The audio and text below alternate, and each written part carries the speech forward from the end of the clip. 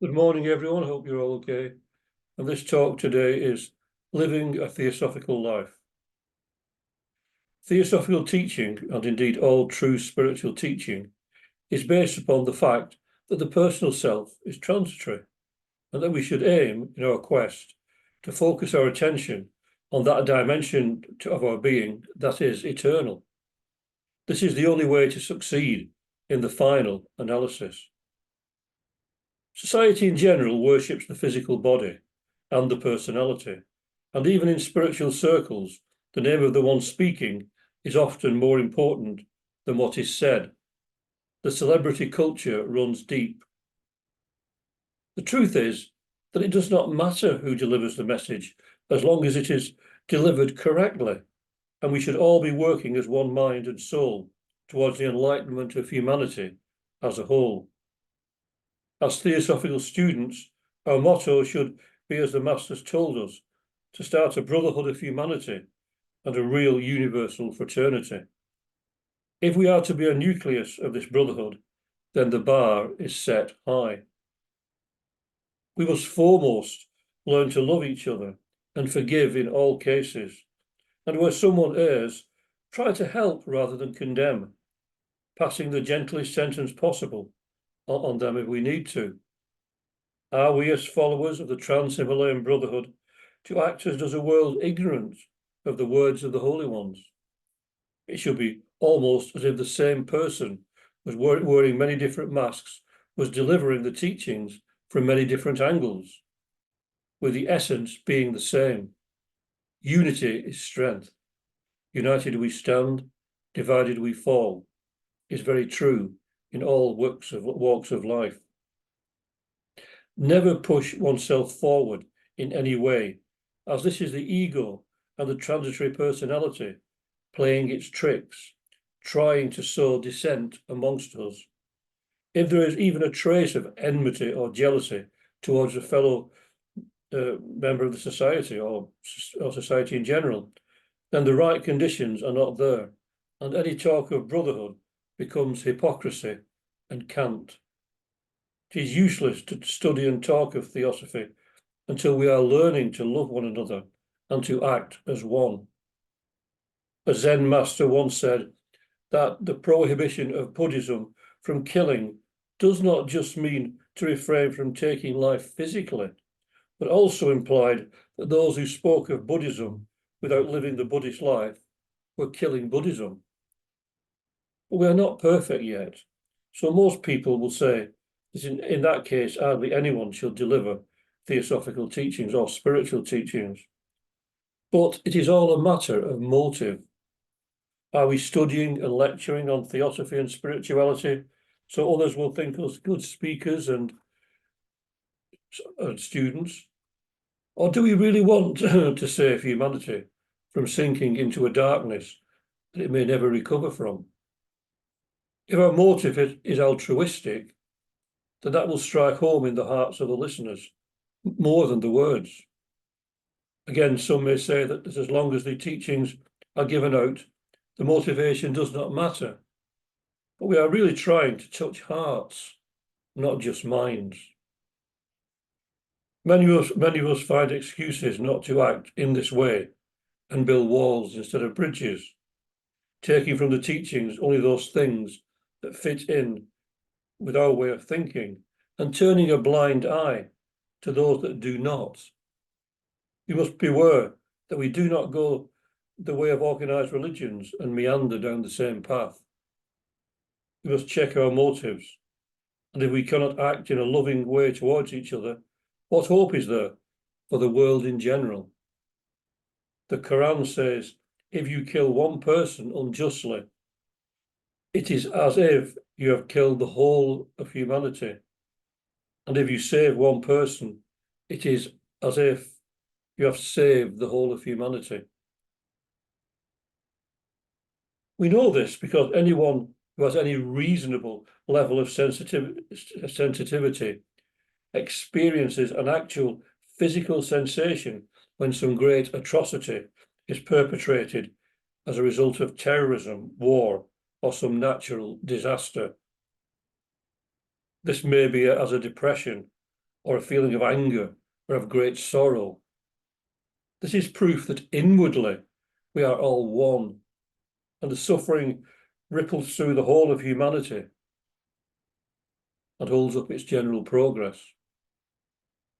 H.P. Blavatsky tells us, it is an occult law, moreover, that no man or woman can rise superior to his individual failings without lifting, be it ever so little, the whole body of which he is an integral part. In the same way, no one can sin nor suffer the effects of sin alone. In reality, there is no such thing as separateness, and the nearest approach to that selfish state which the law of life permits is in the intent or motive. That's from the Key to Theosophy.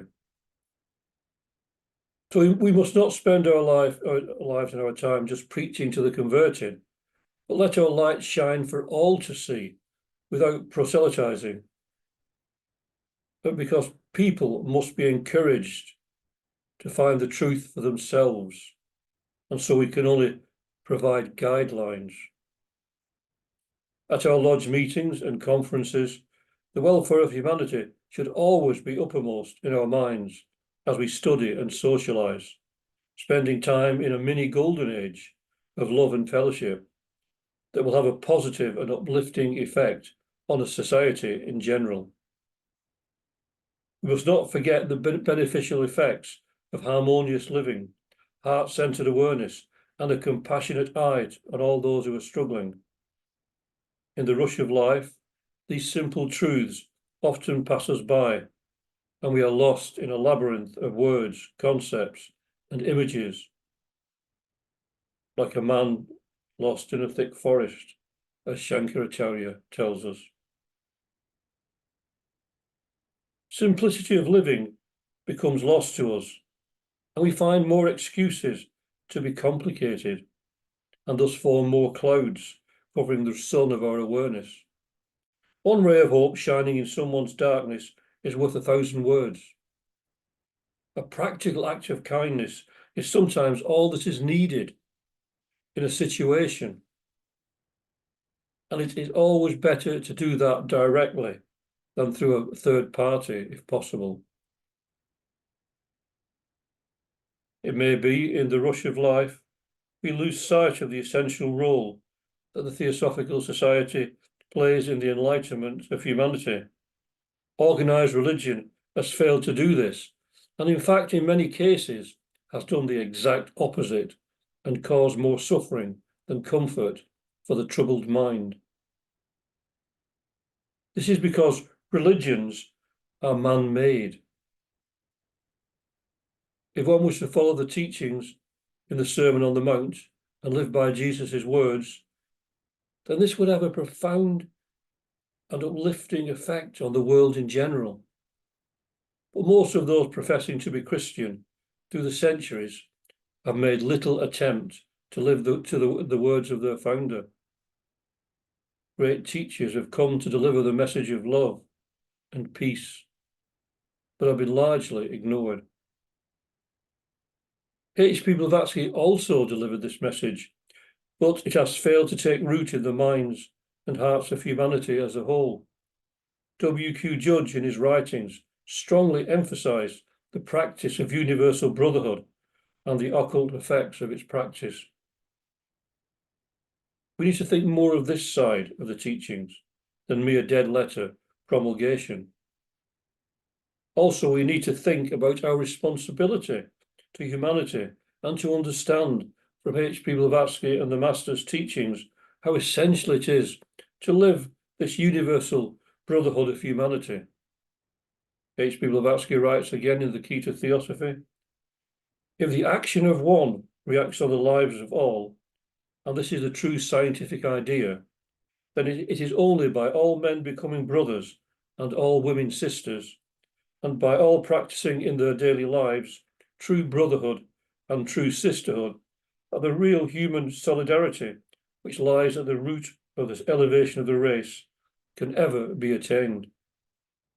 It is this action and interaction, this true brotherhood and sisterhood, in which each shall live for all, and all for each, which is one of the fundamental theosophical principles that every theosophist should be bound not only to teach, but to carry out in his or her individual life. In time, this is expected to filter through to the world in general. But the Theosophical Society exists to give the impetus by forming this nucleus and by its sincere members at least attempting to live up to these words. We must also heed the warning given by H.P. Blavatsky in an article called Our Cycle and the Next, where she says, if theosophy prevailing in the struggle, its all-embracing philosophy, strikes deep root into the minds and hearts of men, if its doctrines of reincarnation and karma, in other words, of hope and responsibility, find a home in the lives of the new generations, then indeed will dawn the day of joy and gladness for all those who now suffer and are outcast. For real theosophy is altruism, and we cannot repeat it too often. It is brotherly love, mutual help, unswerving devotion to truth. If once men do but realise that in these alone can true happiness be found, and never in wealth, possessions, or any selfish gratification, then the dark clouds will roll away, and a new humanity will be born upon earth. Then the golden age will be there indeed. But if not, then the storm will burst, and our boasted Western civilization and enlightenment will sink into such a sea of horror that its parallel history has never yet recorded. So there's the warning. So we have the teachings and the guidance to bring about positive changes for good in the world. The Master said that the watchword is try, and this we must do, at least. So thank you very much for listening to that. And the second talk I'm going to give today is reincarnation, karma, and relationships, which is very important. It's what we need, we need to understand how to relate to each other as true human beings. So, why are we attracted to one person and not another? And what does it mean to fall in love or to have a truly meaningful rapport with someone? It is not hard to understand that in our world, relationships are more often than not very shallow and often fall apart. Let us explore the subject on many levels, touching upon that experience which leads to a true communion with our fellow human beings and which survives the illusion we call death. We will also look at the much maligned word love to see if we can extricate it from countless mistakes and mistaken notions that have arisen in people's minds.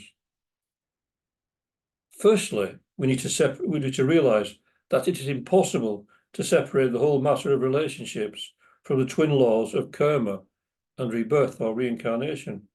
But there are ways to come to terms with relationships in the here and now, and to enrich one's life as a result of the insights gained from our contact with those around us. Why is it that some people we meet for the first time are like old friends? Could it be that they are old friends, returning to us after many years, perhaps centuries? How many strange dramas of love, loss, and eventual reunion are being enacted on this stage? There is certainly a beauty that cannot be put into words behind the outward restraints of our conditioned life. We can hardly imagine the depth that true relationships can teach.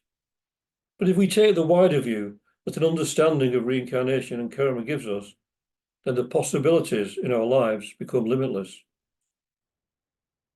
It is said that the eyes are the windows of the soul, and an old Indian book of aphorisms says, when eyes with eyes commingle, what do words avail? When eyes with eyes commingle, what do words avail?